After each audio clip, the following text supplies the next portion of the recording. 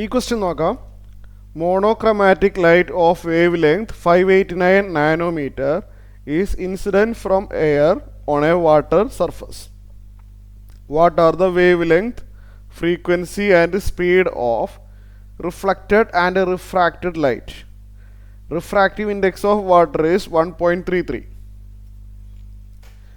First part നമുക്ക് നോക്കാം. Reflect ചെയ്യുമ്പോൾ എന്ത് സംഭവിക്കും? ഇതൊരു പ്ലെയിൻ സർഫസ് ആണ്. ഇവിടെ വെച്ചിട്ടാണ് ലൈറ്റ് റിഫ്ലക്റ്റ് ചെയ്യുന്നതെന്ന് വിചാരിക്കുക. ഇങ്ങനെ വരുന്ന ലൈറ്റ് വേവ് ഫ്രണ്ട് ആയിട്ടാണ് വരുന്നത്. ഞാനിപ്പോൾ ഇങ്ങനെ വരയ്ക്കുന്നത് മാത്രം. ഇത് റിഫ്ലക്റ്റ് ചെയ്തിട്ട് ഇങ്ങനെ പോകുന്നു. എന്താണ് ഇതിൻ്റെ വേവ് ലെങ്ത്? റിഫ്ലക്റ്റ് ചെയ്യുമ്പോൾ എവ്രിതിങ് റിമെയിൻസ് സെയിം, എല്ലാവരും സെയിം ആയിരിക്കും. അതായത് wave length remains same, frequency same, സ്പീഡും സെയിം, എല്ലാം സെയിം ആണ്. റിഫ്ലക്ഷൻ അതായത് സെയിം മീഡിയത്തിൽ തന്നെയാണല്ലോ നടക്കുന്നത്. അതുകൊണ്ട് എവ്രിതിങ് ഈസ് സെയിം. അപ്പോൾ റിഫ്ലക്ഷൻ നടക്കുമ്പോൾ വേവ് ലെങ്ത് എന്താണ്? ആ ഇൻസിഡൻറ്റ് റേയുടെ വേവ് ലെങ്ത് എന്താണോ അതാണ് റിഫ്ലക്റ്റഡ് റേയുടെ വേവ് ലെങ്ത്തും. ഇൻസിഡൻറ്റ് റേയുടെ വേവ് ലെങ്ത് 589 നാനോമീറ്റർ ആണ്. അപ്പോൾ റിഫ്ലക്റ്റഡ് റേയുടെ വേവ് ലെങ്ത്തും ഞാൻ എഴുതുന്നത് റിഫ്ലക്റ്റഡ് റേയുടെ ആണ്. ഓക്കെ, റിഫ്ലക്റ്റഡ് റേയുടെ കാര്യങ്ങളാണ് ഞാനിപ്പോൾ ഇവിടെ എഴുതുന്നത്. റിഫ്ലക്റ്റഡ് റേ ആ ഇൻസിഡൻറ്റ് റേയുടെ അതേ വേവ് ലെങ്ത് തന്നെയാണ് റിഫ്ലക്റ്റഡ് റേക്കും. 589 നാനോമീറ്റർ. പിന്നെ ഫ്രീക്വൻസി കാണാൻ പറഞ്ഞിട്ടുണ്ട്.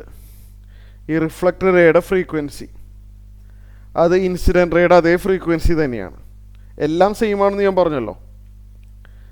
അപ്പോൾ ഫ്രീക്വൻസി കാണണമെങ്കിൽ നമുക്കൊരു ഫോർമുല അറിയാം. Lambda into mu equal to speed of the light in the air. ഇത് എയറിലാണല്ലോ ഈ മൂവ്മെൻറ്റ്. ഇൻസിഡൻറ്റ് റേ ആയാലും റിഫ്ലക്റ്റഡ് റേ ആയാലും എയറിലാണ് മൂവ്മെൻറ്റ്. അപ്പോൾ ലാംഡ ഇൻറ്റു മ്യൂ എന്ന് പറഞ്ഞു കഴിഞ്ഞാൽ speed of the light in the air. നമ്മൾ പഠിച്ചിട്ടുണ്ട് ഒരു വേവിൻ്റെ സ്പീഡ്, ഇലക്ട്രോ മാഗ്നറ്റിക് വേവിൻ്റെ സ്പീഡ് ലാംഡ ഇൻറ്റു മ്യൂ ആണ്. ലാംഡ ഇൻറ്റു മ്യൂ സി ആണെന്ന് പഠിച്ചിട്ടുണ്ട്. എയറിൽ സി ആണ്. അപ്പോൾ mu equal to C by lambda. Mu ഫ്രീക്വൻസിയാണ്. ഇൻസിഡൻറ്റ് റേയുടെ ഫ്രീക്വൻസി തന്നെയാണ് റിഫ്ലക്റ്റഡ് റേയുടെ. Mu equal to C by lambda. C എന്ന് പറഞ്ഞു കഴിഞ്ഞാൽ 3 × 10⁸. നമുക്കറിയാം സിയുടെ വാല്യൂ നമ്മൾ ബൈ ഹാർട്ട് ആണല്ലോ. Lambda 589 nanometre. 589 നാനോമീറ്റർ എന്ന് പറഞ്ഞു കഴിഞ്ഞാൽ 10⁻⁻9 ആണ്. അറിയാമല്ലോ, നാനോമീറ്റർ 589 10⁻⁻9 ആണ്. എഗെയിൻ കാൽക്കുലേഷൻസ് ഞാനിവിടെ കാണിക്കുന്നില്ല. So frequency of the incident and reflected ray will be ചെയ്തു വരുമ്പോൾ 5.1 × 10⁻14 ഹെഡ്സ് വരും. ഇവിടെ ശ്രദ്ധിക്കണം, ലാംഡ മ്യൂ പിന്നെന്താണ്, everything is same. Speed c ആണ് കേട്ടോ. സെയിം ആണ് എപ്പോൾ റിഫ്ലക്ഷൻ നടക്കുമ്പോൾ. അപ്പോൾ ഫ്രീക്വൻസി കിട്ടി. ഇനി നമുക്ക് എന്താണ് വേണ്ടത്? വേവ് ലെങ്ത് കിട്ടി, ഫ്രീക്വൻസി കിട്ടി, സ്പീഡ് സി ആണ്. കാരണം എയറിലല്ലേ ഇത് മൂവ് ചെയ്യുന്നത്, ശരിയല്ലേ? എയറിലാണ്. അപ്പോൾ സ്പീഡ് സി തന്നെയാണ്. 3 × 10⁸ metre per second. So reflected റേയുടെ കാര്യങ്ങളെല്ലാം കഴിഞ്ഞു. ഇനി നെക്സ്റ്റ് ഈസ് അബൌട്ട് റിഫ്രാക്ഷൻ. ഇത് എയർ ടു വാട്ടർ എന്നല്ലേ പറഞ്ഞിരിക്കുന്നത്, അല്ലേ? ഈ മീഡിയം എന്താണ്? ഈ മീഡിയം വാട്ടറാണ്. This is the first medium, this is the second medium. Second medium വാട്ടറാണ്. ഇൻസിഡൻറ്റ് റേ വരുന്നു, ഇങ്ങനെയാണ് ഇൻസിഡൻറ്റ് റേ വരുന്നത്. എന്നിട്ട് അത് റിഫ്രാക്റ്റ് ചെയ്ത് പോകുന്നു. നമുക്ക് ആ റിഫ്രാക്റ്റഡ് റേയുടെ എന്ത് വേണം? റിഫ്രാക്റ്റഡ് റേയുടെ വേവ് ലെങ്ത്ത്, ഫ്രീക്വൻസി എല്ലാം കാണണം. അപ്പോൾ നമുക്കിത് എങ്ങനെ ചെയ്യാൻ പറ്റും? സ്പീഡും കണ്ടുപിടിക്കണം, അല്ലേ? സ്പീഡും കാണണം. നമുക്ക് ആദ്യം സ്പീഡ് കണ്ടാലോ. ഏതിൻ്റെ സ്പീഡ്? റിഫ്രാക്റ്റഡ് റേയുടെ സ്പീഡ്. സി ആയിരിക്കില്ല, നമുക്കറിയാം, ഓർത്ത് വെച്ചേക്കണം കേട്ടോ. ലൈറ്റിൻ്റെ സ്പീഡ് കാണാനുള്ള ഫോർമുല, സ്പീഡ് നമുക്ക് വി എന്ന് എഴുതിയാലോ. സ്പീഡിനെ ഞാൻ വി, മ്യൂ ആയിട്ട് കൺഫ്യൂഷൻ ആവരുത്, സ്പീഡ് വി ആണ്. ഇവിടെയുള്ള ലൈറ്റിൻ്റെ സ്പീഡ് വി എന്ന് എഴുതാണേ. സ്പീഡ് ഒരു ലൈറ്റിൻ്റെ സ്പീഡ് ഇനി മീഡിയം കാണണമെങ്കിൽ ഒരു വഴി ഞാൻ പറഞ്ഞുതരാം. C divide by refractive index ആണ്. അതൊന്ന് ബൈ ഹാർട്ടാക്കി വെക്കാവോ. C divide by refractive index. Refractive index of the medium N എന്ന് എഴുതാം. ക്ലിയർ ആയല്ലോ. എയർ വരുമ്പോൾ എയർ ആണെങ്കിൽ n 1 ആയിട്ട് എടുത്താൽ മതി. അപ്പോൾ മറന്നുകൊണ്ട ഒരു ലൈറ്റിൻ്റെ സ്പീഡ് ഒരു മീഡിയത്തിൽ ലൈറ്റിൻ്റെ സ്പീഡ് കാണണമെങ്കിൽ എന്ത് ചെയ്യണം? C divide by refractive index of the medium. അതൊന്ന് ഓർത്ത് വെച്ചാൽ വളരെ നല്ലതായിരിക്കും. ബോക്സിനുള്ളിൽ ഇട്ടോ, അത് നമുക്ക് പലപ്പോഴും ആവശ്യം വരുന്നതാണ്. ഇപ്പോൾ റിഫ്രാക്റ്റഡ് റേയുടെ സ്പീഡാണ് ഞാൻ കാണുന്നത് കേട്ടോ. അപ്പോൾ ഇവിടെ ഇത് റിഫ്രാക്റ്റഡ് റേയുടെ കാര്യമാണ് പറയുന്നത്. ഓക്കെ, റിഫ്രാക്ഷൻ ബി ആണ് കേട്ടോ. അപ്പോൾ സി എന്ന് പറഞ്ഞു കഴിഞ്ഞാൽ 3 × 10⁸.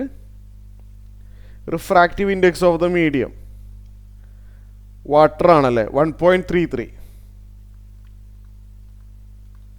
So v equal to velocity in water എന്ന് എഴുതി വെക്കാം അല്ലേ. വാട്ടറിലുള്ള സ്പീഡ് കാൽക്കുലേഷൻ ഞാൻ കാണിക്കേണ്ട ആവശ്യമില്ല. 2.26 × 10⁸ മീറ്റർ/സെക്കൻഡ് ആണ് speed of the light in water. ഇനി നമുക്ക് എന്ത് കാണണം? വേവ് ലെങ്ത്തും കാണണം, ഫ്രീക്വൻസി കാണണം. ഒരു കാര്യം ശ്രദ്ധിക്കേണ്ടത് എന്താണെന്നറിയാവോ? ഫ്രീക്വൻസി സെയിം ആണ്. ഇൻസിഡൻറ്റ് റേയുടെ ഫ്രീക്വൻസി എന്താണോ അത് തന്നെയാണ് റിഫ്രാക്റ്റഡ് റേയുടെയും ഫ്രീക്വൻസി. പക്ഷേ ലാംഡയിൽ വ്യത്യാസം വരും. ഇവിടെ ഇൻസിഡൻറ്റ് റേയുടെ വേവ് ലെങ്ത്ത് നമുക്ക് λ1 എന്ന് പേര് കൊടുക്കാം. റിഫ്രാക്റ്റഡ് റേയുടെ വേവ് ലെങ്ത്ത് നമുക്ക് λ2 എന്നും പേര് കൊടുക്കാം. ഓക്കെ ആണോ? അപ്പോൾ നമുക്ക് ഇവിടെ λ2 കണ്ടുപിടിക്കണം. λ1 നമുക്ക് ക്വസ്റ്റ്യനിൽ തന്നിട്ടുണ്ടല്ലോ. λ1 നമുക്ക് ക്വസ്റ്റ്യനിൽ തന്നിട്ടുണ്ട്. λ1 എന്ന് പറഞ്ഞാൽ പിക്ചർ നോക്ക്. എയറിൽ എത്ര വേവ് ലെങ്ത്തിലാണ് വന്നുകൊണ്ടിരുന്നത്? എയറിൽ എത്ര വേവ് ലെങ്ത്ത്? 589 നാനോമീറ്റർ ക്വസ്റ്റ്യൻ തന്നിട്ടുണ്ട്. λ1 ഇൻസിഡൻറ്റ് റേയുടെ വേവ് ലെങ്ത്ത് 589 നാനോമീറ്റർ ആണ്. നമുക്ക് λ2 കാണണം. റിഫ്രാക്റ്റഡ് റേയുടെ വേവ് ലെങ്ത്ത് കണ്ടുപിടിക്കണം. λ2 കണ്ടുപിടിക്കണം. നമുക്കറിയാം സ്നെൽസ് ലോ പ്രകാരം sin I by sin R is equal to n2 by n1 is equal to, ഇനി എന്താണ്? n2 by n1 എഴുതിയിട്ട് v1 by v2 equal to λ1 by λ2. ഇങ്ങനെയാണ് സ്നെൽസ് ലോയുടെ ഫുൾ ഇക്വേഷൻ വരുന്നത്. sin I by sin R equal to n2 by n1 equal to v1 by v2 equal to λ1 by λ2. ഇതുപയോഗിച്ചാൽ നമുക്ക് λ2 കിട്ടും. λ2 കിട്ടണമെങ്കിൽ എന്ത് ചെയ്താൽ മതി? ഇവിടെ നോക്ക്, n2 by n1 is equal λ1 by λ2. ഇത് യൂസ് ചെയ്താലോ? ബാക്കിയുള്ളവർ നമുക്ക് ആവശ്യമില്ല. n2 by n1 equal λ1 by λ2 use ചെയ്ത് കഴിഞ്ഞാൽ നമുക്ക് എന്ത് കിട്ടും? λ2 കിട്ടും. n2 എന്ന് പറഞ്ഞാൽ refractive index of the second medium, അത് 1.33 ആണ്.